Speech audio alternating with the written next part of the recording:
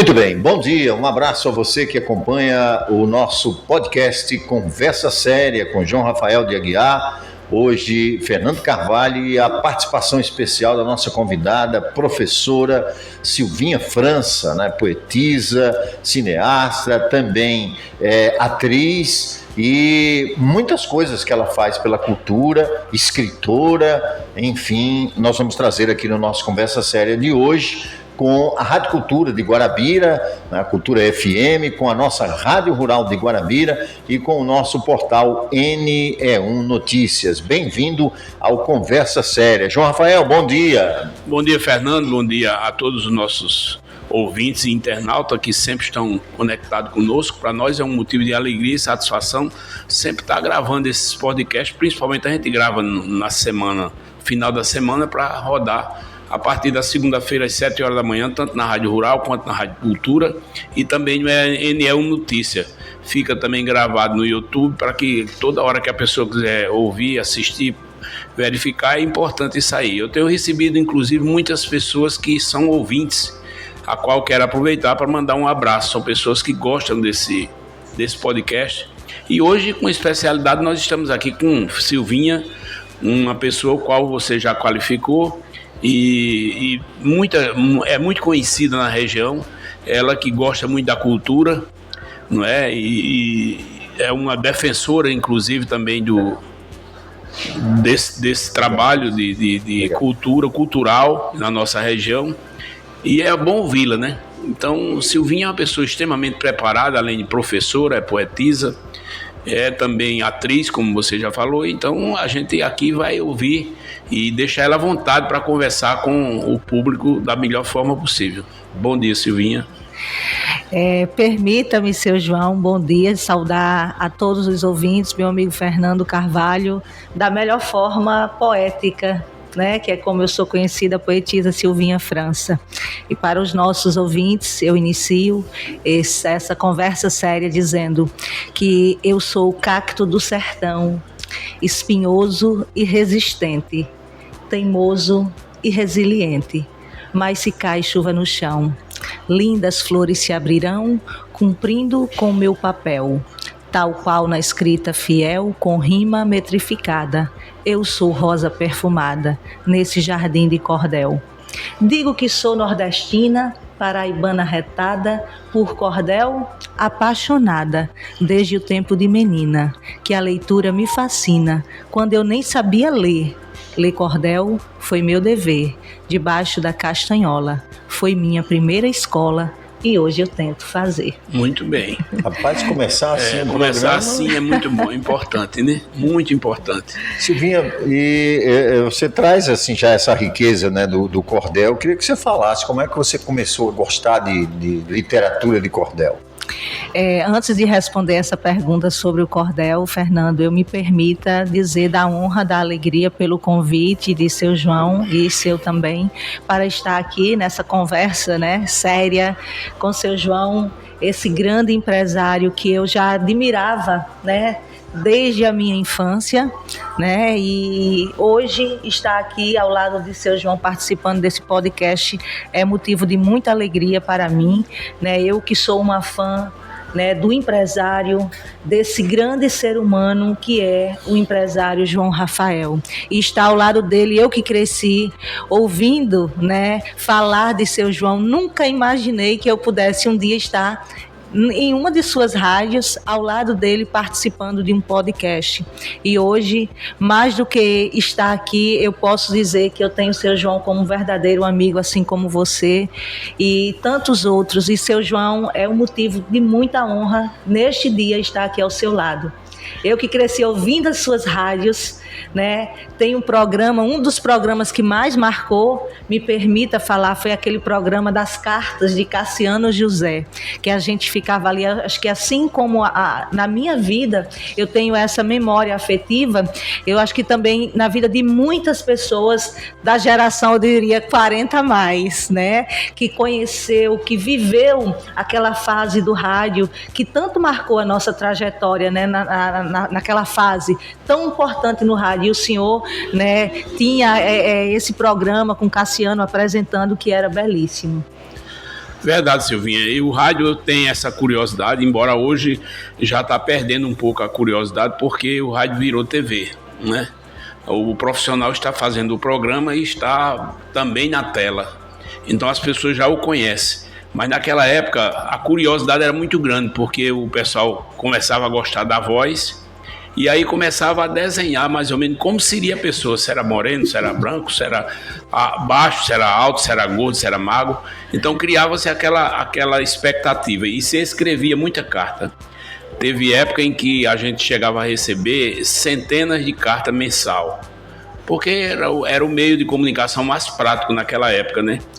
E essas cartas realmente traziam muita novidade, vinha carta falando de carinho com aquela pessoa, pela dedicação que se entregava àquela pessoa, vinha carta perfumada, vinha carta até com rosas dentro.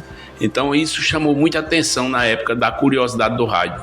E o rádio é isso, o rádio sempre fica na evidência porque é um meio de comunicação em massa que ficou para a população como o meio mais prático, né?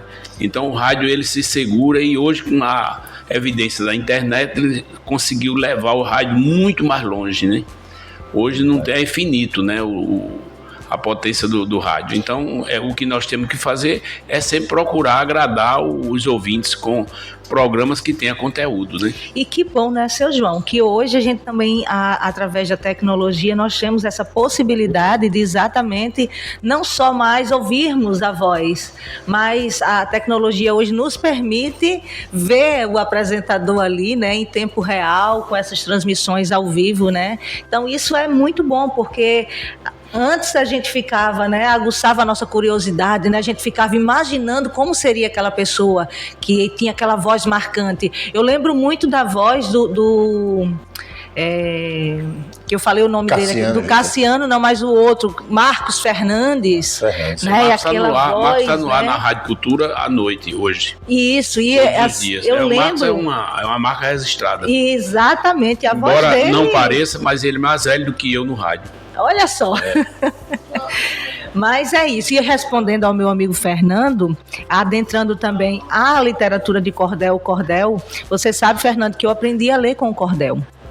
O cordel, seu João, foi uma ferramenta, eu diria, paradidática para mim. Porque a minha mãe, ela que tinha profundo conhecimento da cultura, analfabeta, eu diria, de escrita, não conhecia, né, nada, não sabia assinar o próprio nome, nem ela, nem papai. Porém, a minha mãe tinha um conhecimento cultural muito vasto e eu aprendi a ler ouvindo minha mãe cantar, que o cordel antigamente, Fernando, ele era cantado. E eu ouvia aquilo ali, eu aprendia. E ali aquilo me facilitou, porque quando eu pegava os folhetos, né, que a gente chamava de folheto, né, e eu ia ouvindo e ia tentando acompanhar, e isso me facilitou esse processo. E antes mesmo de eu ir para a escola, eu já estava praticamente alfabetizada. E esse processo das cartas, seu João, é interessante que eu vivi isso na minha vida real, Fernando, quando, lembra do filme Central do Brasil? Né? Com a nossa querida Fernanda Montenegro, ela fazia aquele papel de escrever as cartas, e eu durante muito tempo, seu João, eu fiz isso. Eu mal sabia ler e escrever, mas eu ia na agência dos Correios, né, um posto, não era uma agência, era um postinho, né, uma salinha que a menina levava da cidade de Araçagi para a zona rural, distrito de Canafístula, e lá eu ia pegar as cartas. Eu não pegava só a que a minha irmã enviava do Rio de Janeiro, eu saía recolhendo a carta da vizinhança, e eu pegava e saía de casa em casa, lendo as cartas e respondendo aquelas cartas para os parentes. Então, assim, eu vivi aquele processo que a Fernanda Montenegro retratou no filme Central do Brasil. Então, e isso também facilitou esse meu processo. E a literatura de cordel. Eu digo que o que eu sou hoje, eu devo muito à literatura de cordel, Fernando. Muito bem, a literatura de cordel, que é muito rica na nossa região, no Brasil inteiro, na Alemanha, inclusive, na França, né, países que também têm a sua literatura de cordel. Nas maiores universidades, biblioteca, nas maiores universidades do mundo, dos maiores acervos está em Poitiers, na França, né, na Universidade também norte-americana, e entre outros países, a Universidade de Campina Grande também. Então, assim, o cordel, embora ele tenha sofrido, não digo que sofreu, né, ele passou por essas alterações, ele surgiu, na verdade, através dos trovadores medievais, né, através dos repentistas, aí surgiu o quê? O poeta de bancada, né? Nós temos como o pai da literatura de cordel, o Leandro Gomes de Barros, Carlos, que é da cidade de Pombal, né, a mesma cidade do grande economista paraibano Celso Furtado, né, Sim, que foi ministro, paraibano. Exatamente. E o Leandro, né, ele, embora ele não tenha sido o pioneiro, foi um dos pioneiros, e ele levou essa fama do pai da literatura de cordel exatamente porque ele viveu exclusivamente da literatura de cordel, porque como você sabe, o jornal de antigamente era o quê? Era o cordel.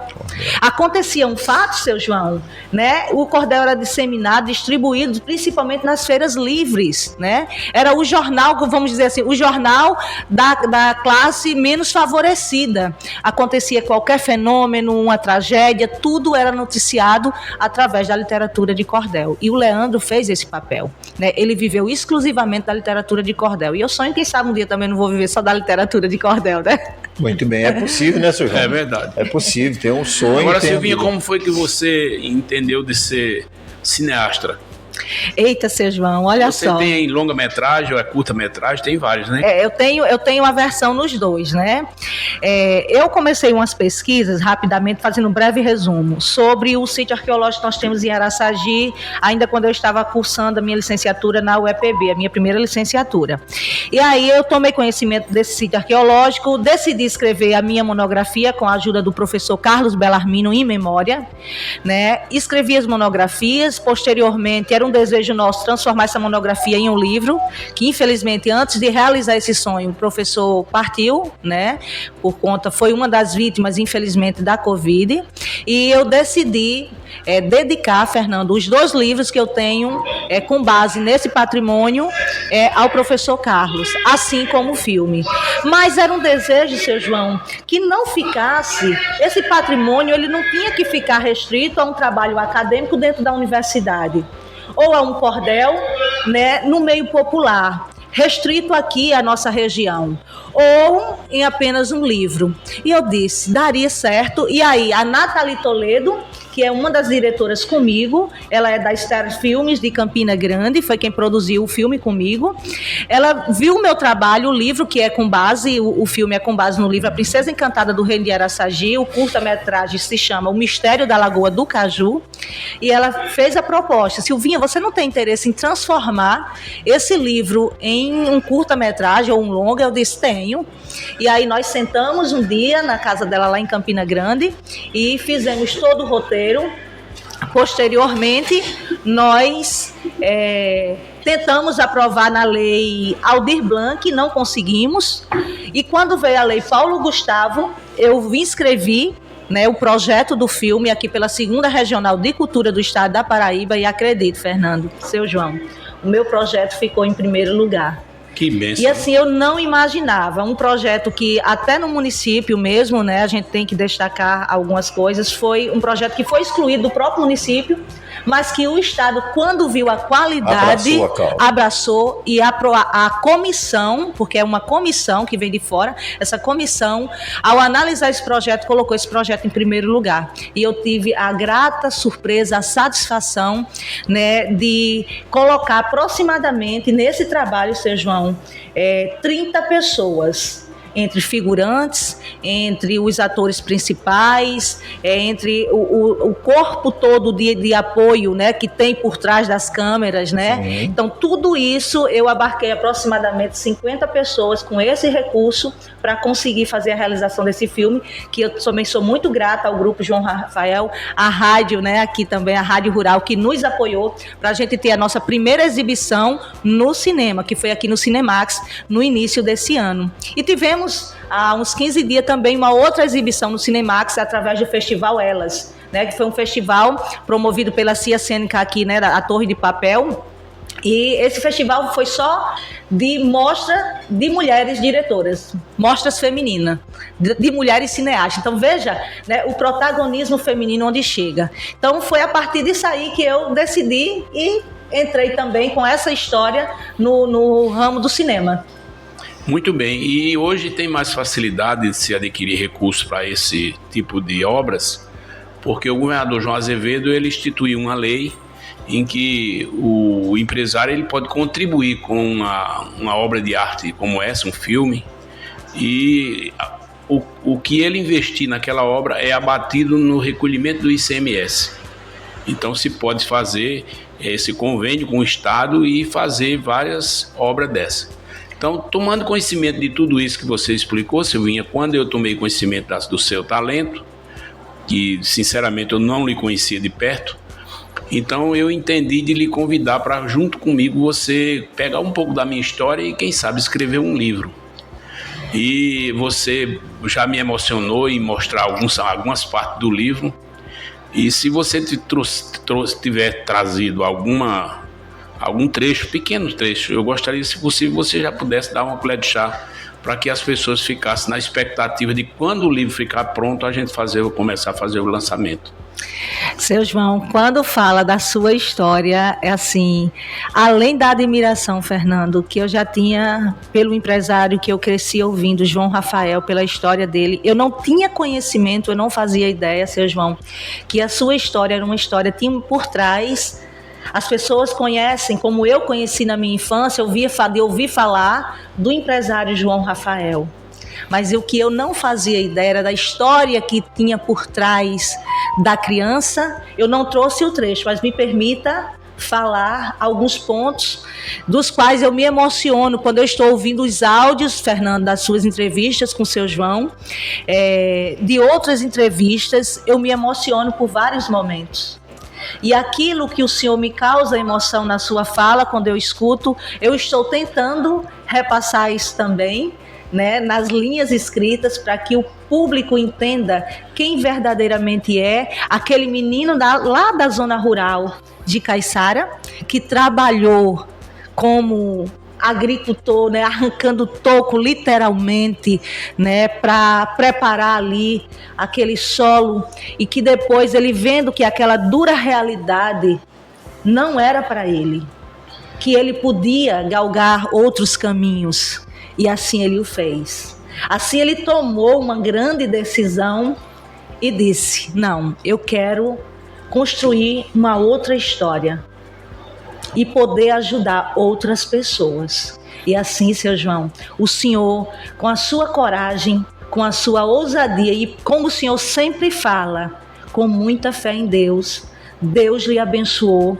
O Senhor saiu da zona rural de Caiçara, o Senhor veio para Guarabira e Deus continua lhe abençoando todos os dias. Muito obrigado. A sua história é uma história de coragem, de superação, eu posso dizer assim, porque não é fácil você romper com as suas raízes ali, dizer assim, eu vou construir uma nova história. Não é fácil.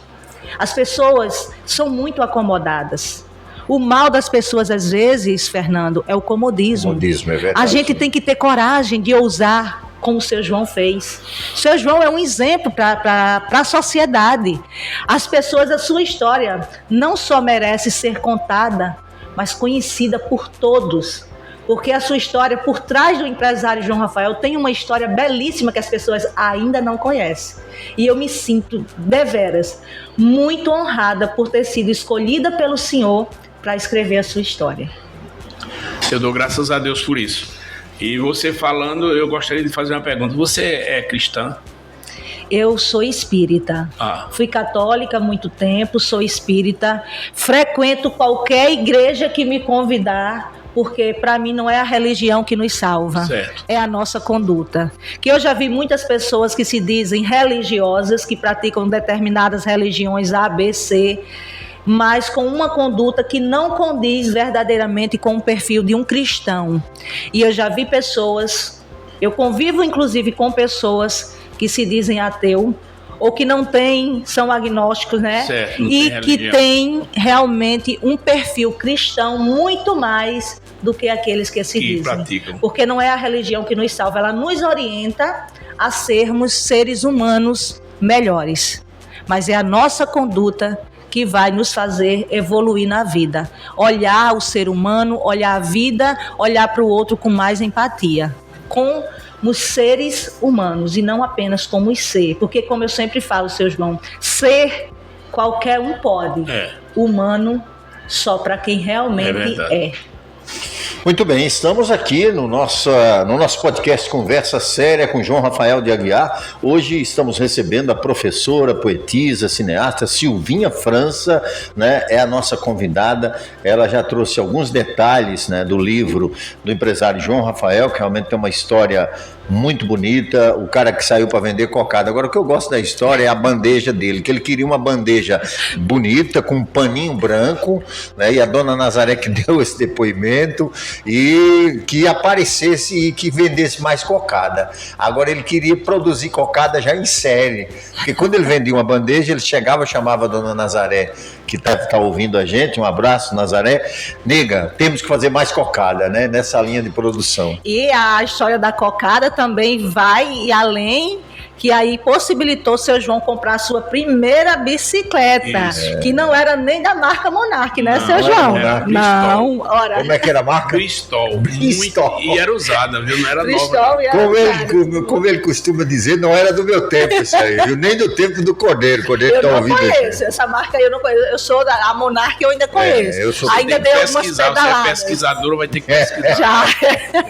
Mas, Silvinha, entrando nesse lado... Mas só para completar, por favor, seu João. A cocada, ela trouxe para mim uma experiência importante que eu conduz comigo até hoje, que é empreender, saber empreender. Foi ali que a gente entende que não se pode gastar o que apura, e nem tudo que ganha. Aquilo que você ganha, você pode gastar parcial, pelo menos 80%. Mas é como se você for fazer um plantio de feijão, de milho, e antes de você começar a plantar, você cozinhar e comer a semente. Você não vai ter produção. É verdade. Então é preciso que você guarde sempre um pouco da semente, para que você tenha futuro. E esse é o início principal do empreendedorismo. Eu acho que o senhor aprendeu isso foi na agricultura, viu, seu João? Também. Esse exemplo, porque eu lembro que papai também fazia isso. Ele, no final da safra, do milho, do feijão, né, da fava, ele sempre guardava a semente, aquela quantidade. Ali a gente não podia mexer naquelas garrafas. Nas garrafas, né? Eu ia perguntar. A gente colocava dentro daquelas garrafas ou dentro de umas latas que era, acho que, salvo engano, era de querosene, eu não lembro. Era querosene, sim. E colocava aquilo ali. Vou dizer, que era a marca do querosene Jacaré. Olha, eu não lembro a marca, mas eu lembro que era querosene. E aí ele deixava aquilo ali, a gente nem podia olhar para aquela lata, porque ali era a reserva do que era produzido para o plantio dos próximos anos. Né? E a gente comia, se alimentava daquilo que era separado. Mas como o seu João, ele aprendeu realmente na agricultura a ter essa parte destinada para o investimento futuro. Silvinha, e você, professora? Fale um pouco dessa profissão de ensinar, principalmente ensinar, eu acho que é criança que você ensina, né? Sim. Seu João, eu tenho 2 formações acadêmicas, eu sou formada em licenciatura em Geografia aqui pela UEPB, tenho especialização em Ciências Ambientais pelo Sintep, também o ano passado concluí o curso de Pedagogia, estou concluindo uma outra pós em Educação Inclusiva, que é a área de um outro concurso que eu passei, que é Educação Inclusiva, trabalhar só com o público especial, né, com as crianças com algumas necessidades especiais. Então, assim, é um desafio. Eu digo sempre, meu amigo Fernando, que a missão do professor hoje é tentar transmitir, né, algum conhecimento para aquele que muitas vezes não quer nada com a vida. É o maior desafio. E uma coisa que eu estou me identificando muito é com a educação inclusiva, seu João. Sim. Além, né, vocês sabem que eu sou mãe atípica também, eu tenho o meu filho do meio é autista, tenho inclusive cordel publicado também nessa área. Eu tenho me identificado, é onde eu vejo, Fernando, que o meu trabalho está sendo útil. Que tem pessoas que precisam, que eu preciso quebrar minha cabeça, que o professor, ele é um constante pesquisador, um constante estudioso, para que ele consiga levar um pouco do que ele aprendeu para repassar para os seus alunos. Eu digo que o professor é como uma vela. Nós somos aquela vela acesa que a gente vai tirando um pouco do nosso conhecimento, a gente vai, né, porque é desgastante, não adianta a gente romantizar a missão de ser professor. Sim. Professor não é profissão, é uma missão. É uma missão, um sacerdócio. Um sacerdócio. E a minha missão hoje na educação inclusiva é tentar provar para aqueles alunos e para as próprias famílias, Fernando, que os seus filhos, eles são capazes. Basta que a gente dê para eles os estímulos necessários, principalmente com o respeito, com o amor, com a empatia. Não adianta, até mesmo a criança dita normal, né, como se fala popularmente, forçar, às vezes, algo que a gente sabe que a criança não tem condição de dar. A gente tem que entender, cada ser humano, seu João, cada pessoa, cada mente é um universo. É verdade. Então, o professor, Fernando, eu digo, seu João, o professor hoje, ele precisa ser muito mais humano do que técnico. É verdade. Se o lado técnico do professor falar mais alto do que o lado humano, ele não vai conseguir fazer um bom trabalho. Concordo. A gente vê, me permita... Como diz o Carl Jung, toque numa alma humana como se fosse uma alma humana, né? Exatamente.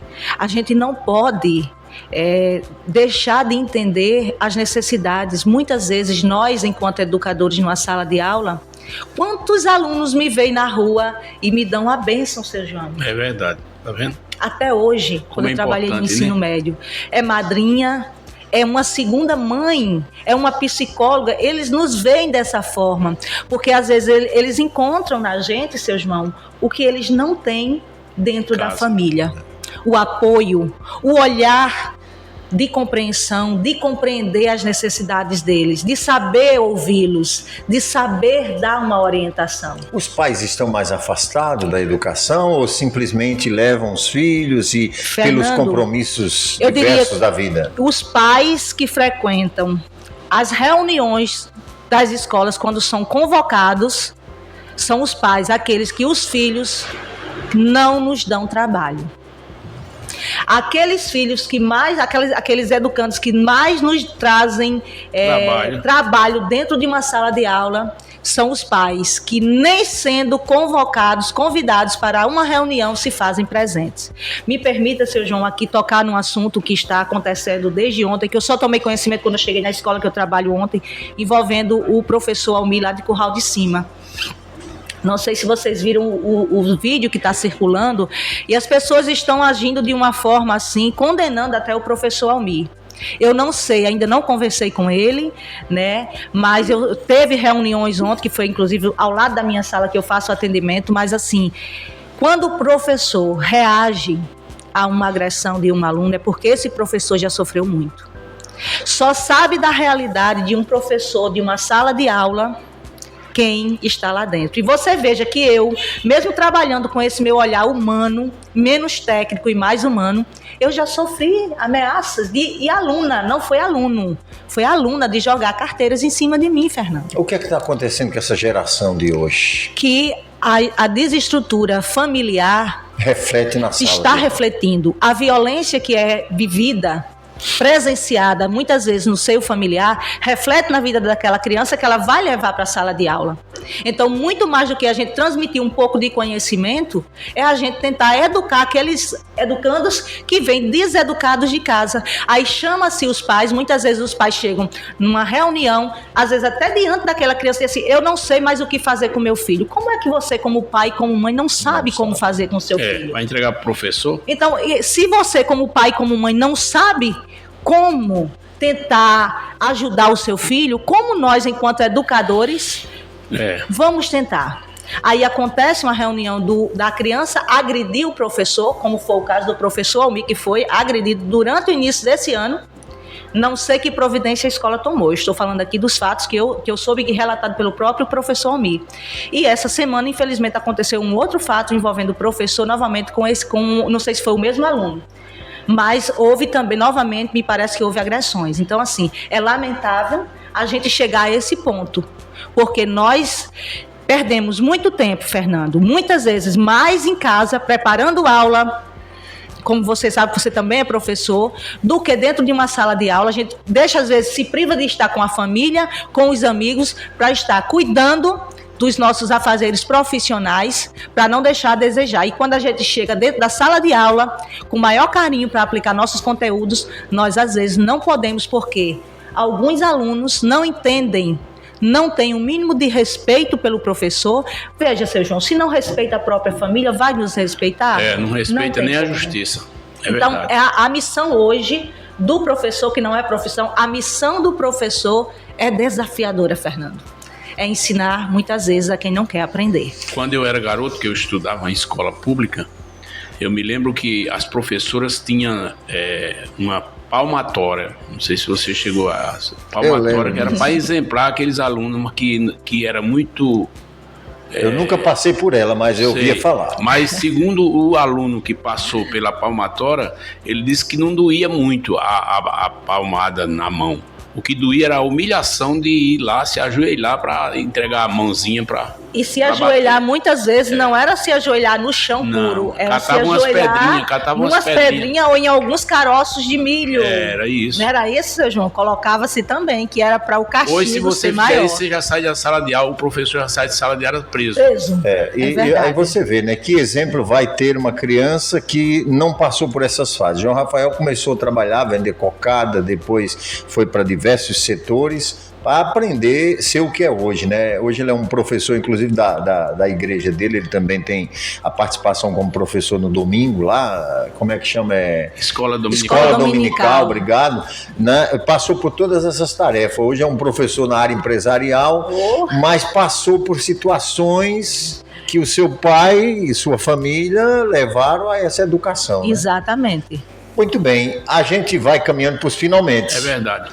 Permita fazer rapidamente. Aí seu João diz assim: eu não tive o apoio da escola. Imagine, ele não teve assim uma escola que o preparasse e ele se tornou quem ele é. Na época não falava em empreendedorismo, né? Ele já praticava. Né?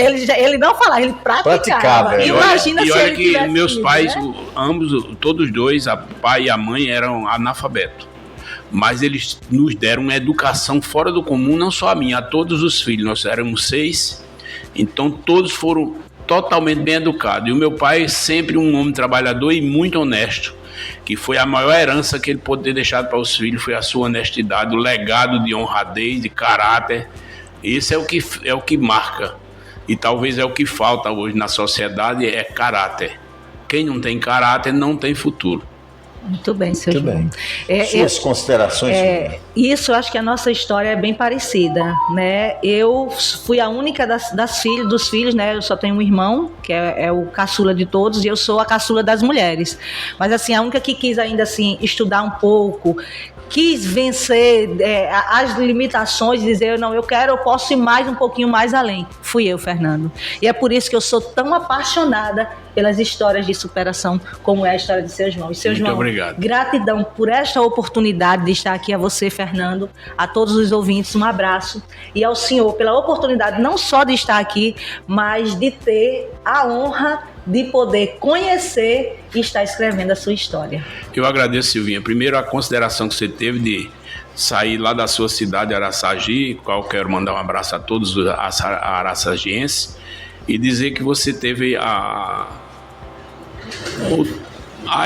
como é que se diz? A consideração de vir até aqui para nos dar a honra de gravar conosco a sua história, que é muito importante, que serve de exemplo também para a sociedade que está aí precisando de muitos exemplos. Então, eu lhe agradeço sinceramente pela sua participação, foi muito honrosa e que, graças a Deus, eu acho que nós aprendemos muito com você, cada vez mais. Eu aqui agradeço. Imagina, aquela menina, Fernando, que saiu lá da zona rural de Araçagi, que aos 14 anos o sonho de uma jovem, aos 15 é fazer uma festa de debutante. O meu sonho foi ter uma casa para morar, seu João. Porque aos meus 14 anos, quando a casa dos meus pais caiu, era uma casinha de taipa, a minha casa, poucas pessoas sabem disso, mas me permita, foi um pé de manga. Durante um bom tempo da minha vida, a minha casa foi um pé de manga. Vendo? E hoje, graças a Deus, eu tenho a minha casa para me abrigar com os meus filhos, né? Eu posso receber uma pessoa na minha casa que não é mais um pé de manga. Então, assim, são histórias de superação. Isso é Deus que faz tudo isso. Eu acredito muito, e eu sou uma pessoa que também, assim como o senhor, tem muita fé em Deus. Deus nunca nos abandona, Fernando. Quando a gente acha que é o fim de algo, ali pode estar sendo um novo começo na sua trajetória. Eu acredito muito nisso. E gratidão, meu amigo. Gratidão por me apresentar, seu João. Gratidão por conhecer você, Silvinha. Você sabe do carinho que a minha família tem por você. Você é uma amiga realmente de grande valor. João Rafael, vamos embora, né? Vamos embora. Chegamos na hora certa, né? Chegamos na hora. Muito obrigado. Que Deus abençoe a todos. Dizer que eu quero aproveitar também um abraço, mandar um abraço para minha filha Jaqueline, que está lá em Madrid. Com certeza ela não perde um podcast. E quando eu falei que Silvinha estava escrevendo o meu livro, ela fez questão de vir aqui conversar com Silvinha também, ouvir um pouco já das primeiras páginas do livro. Então mando um abraço para ela, um abraço para Jarbel, para meu filho Jabas, para João Rafael, filho. Eu ia dizer que é uma satisfação muito grande para minha querida esposa e grande amiga e companheira Olivete. Muito bem, um abraço, obrigado Rádio Cultura de Guarabira, obrigado à Rádio Rural de Guarabira, obrigado ao Matheus, ao Tiago, a nossa equipe de produção, a equipe do Nordeste, aliás, do NE1 Notícias. Deus é bom e Ele é bom o tempo todo.